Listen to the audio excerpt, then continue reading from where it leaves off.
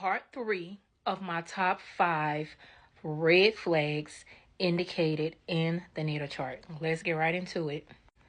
Now, if you have not watched my last 2 videos, I strongly suggest you go and watch the last 2 videos and come back and watch this one, or stay ass here, watch this one, go back and watch the other 2. I don't care what order you watch them in, as long as they get watched, because more than likely I'm gonna give y'all a pop quiz. Now, ladies, I need y'all to pay close attention. I need y'all to continue to take notes, okay? I need y'all to come, some of y'all need to come sit y'all asses in the front of the class and pay close attention, because these last 2 aspects that I'm about to cover, some of y'all are with these individuals, okay? Some of y'all are in relationship with them. Some of y'all are married to them. Some of y'all have kids with them. And if you're lucky like me, you had the privilege of escaping and getting away from an individual that has these placements in the birth chart, okay? So, on the docket, next that we have on the docket, moon and hard aspect to Mars. Let's talk about the moon real quick. Briefly, the moon is our emotions, is our subconscious, it is our emotional body, it's our ability to process emotions, okay? It's also the indicator of our mothers in our birth chart. Mars is how we react to situations. Mars is your ego. Mars is your sex drive. Mars represents men in both men and women's chart. But most importantly, Mars is the type of men we attract, ladies. Listen to me, and I'm going to repeat myself. Okay, rewind it if you need to. Mars is our type in our natal chart. The type of men that we attract. That's where Mars is, okay? Mars also rules pew pew, slice slice, pop pop pop. Yep, that's what Mars represents. The moon and harsh aspect to Mars. These are your reactors, period, point blank. They always reacting. They always overreacting. They just fly off the handle. These are the individuals, shoot first, ask questions later, period. They always forcing their feelings onto others. They can be very aggressive. They can be overly emotional and very aggressive with their feelings, and can fly off the handle at the drop of a hat. They can go from 0 to 1,000. Just like that. They can have fits of rage. Big reactors. They react without thinking. Typical example, Ike and Tina. Typical example, Ike and Tina. Y'all know how Tina had to fight to get away?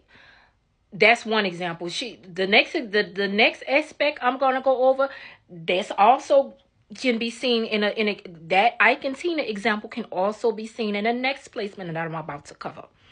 But Ike is a typical example of a man that has this placement. Especially if it's in a sign like Aries. Help you. Help. God bless you. I send you so much love and light.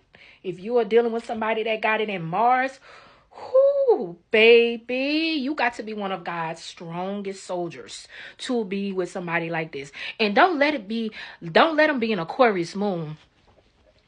Babe, Aquarius moons, no shade to Aquarius people. I love y'all. Y'all some beautiful people if you are in a higher octave of Aquarius. And I'm not talking about Aquarius sons. Don't fucking come at me, Aquarius sons, because I'm going to block your ass, okay? I'm going to cuss your ass out and block you. I ain't talking about the sun sign. I'm talking about the moon, Aquarius moons. If you have an Aquarius moon, you already know what time of day it is. Aquarius moons are notorious for detaching from their emotions. Another typical Aquarius moon aspect is individuals, they do not take accountability. Because of their ability to detach emotionally, they don't know how to take accountability. So when it's in harsh aspect to the moon like that, baby, listen. You better run. You better become a fucking track star. You know, y'all seen how fast Forrest Gump, when he ran from one end of the country to the next, that's how far I need you to run from somebody that got that aspect. I'm not asking you, I'm telling you. All right? Get away from their ass if you can. Do whatever you got to do. Make plans. I don't give a fuck. Baby, listen, I seen you so. Last but not least, Venus in hard aspect to Pluto.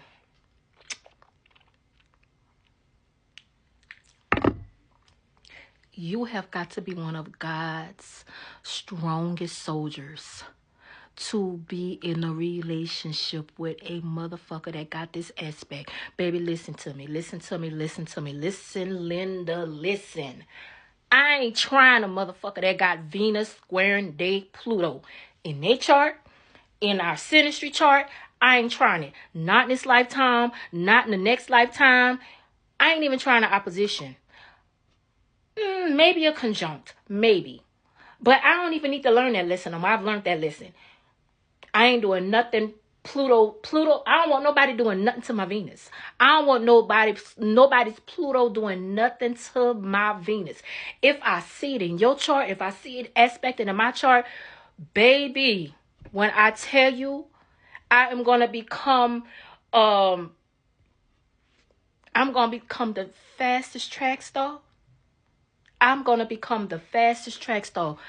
If you know somebody with this in their chart, you already know what time of day it is. If you got it in your chart, baby, listen. You already know what time of day it is. Whew. Venus in harsh aspect to Pluto. This is the worst one. I saved it for last. I saved the best for last because this is the worst one. These people can be highly manipulative. Issues with fear of abandonment. Control over money and resources. Venus is how we love, our money, our resources, and it rules women. And Venus in a man's chart is women. It represents women. This is why it's so detrimental and diabolical in a man's chart, because Venus is the woman, is women in a man's chart. So yes, these are the type of men that'll pimp you out, prostitute you, beat you, rape, all that can be seen with this aspect. Do you understand what's coming up out my mouth? Pluto is power, control, transformation, death, and rebirth. In a nutshell. There's a lot of that go with this placement, but that's in a nutshell what this is. These individuals can manipulate you into feeling however they want you to feel. Very extreme control issues. They can obsess over you a lot. Jealousy, possessiveness. Now, women, if you have this placement, you can engender this into others. Or you can be the type of woman that attract those type of men. You can be the type of woman that attract jealous, obsessive, controlling men as well. So this is why I say, if you are a woman and have this in your chart, you need to get that work done. You need to do whatever healing method, healing modality that you need to do so you can learn this lesson in this lifetime. So we can heal and ascend, and we ain't got to come back and repeat this shit next lifetime. And if you are with a man that have this is non-negotiable. This is not up for debate. This is not up for discussion. Leave. I am not never the one to tell somebody to leave. But in this case, baby, this is a matter of life and death. I am not asking you. I am telling you, this is a non-negotiable. This is a non-negotiable in the natal chart. We are not playing no games with nobody that got this right here, ladies. Okay? Run as fast as you can. I'm not the moral police. I'm not here to tell you what to do. I don't give a fuck. But if you are dealing with somebody with this, get away from them. Please get away from them. Do whatever you got to do to get away from them. I'm not asking, I'm telling. All right, that's all I got for y'all. I got some more coming up for y'all. And until next time, love you, bye.